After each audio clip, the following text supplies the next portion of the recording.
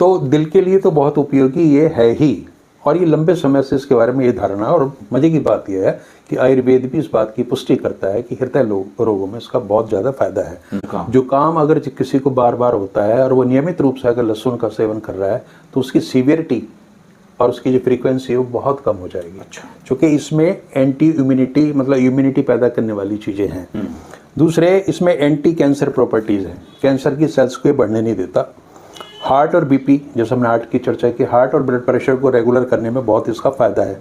और जो हमारी धमनियों में जो खून बहता है वो कड़ी हो जाती हैं, इसको बोलते हैं एथीरियोस्क्लेरोसिस, जो कारण बनती है अंततः हार्ट अटैक का, क्योंकि खून की जो सप्लाई ब्लड की हार्ट को कम हो जाती है, तो उसमें ये बहुत उपयोगी है। इसके अलावा ये ऑटोफैगी एक इसमें गुण होता है। ऑटोफैगी मतलब कि कीटाणुओं को अपने आप ही शरीर खाना शुरू कर देता है जो हानिकारक है। अच्छा।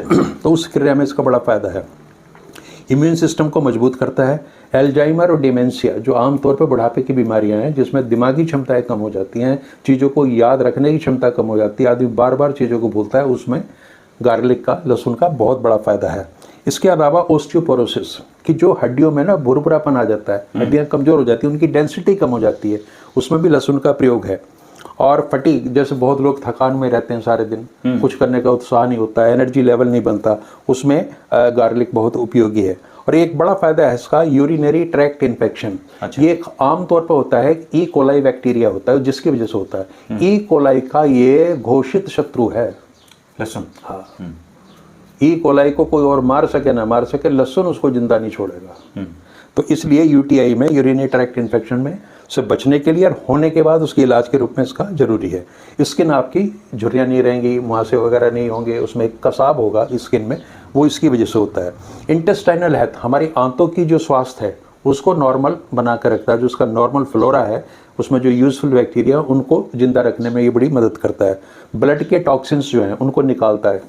और ऑस्टियोआर्थराइटिस, जो जोड़ों के दर्द वगैरह होते हैं कहीं भी, वो इसलिए ठीक हो जाती है कि इसमें एंटी इन्फ्लेमेटरी प्रॉपर्टीज़ हैं। और ये ब्लड थिनर भी है, ब्लड को पतला करता है। तो ऐसे में साथ में ये चीज़ भी आ जाती है कि जिन लोगों के ब्लड थिनिंग की प्रॉब्लम है ऑलरेडी, उनको ये नहीं लेना चाहिए। अच्छा। हाँ, तो है ना, क्रोनिक किडनी डिजीज़ होती हैं, गुर्दे की जो बीमारियाँ पुरानी, उनमें इसका बहुत भारी उपयोग है, बड़ा अच्छा है।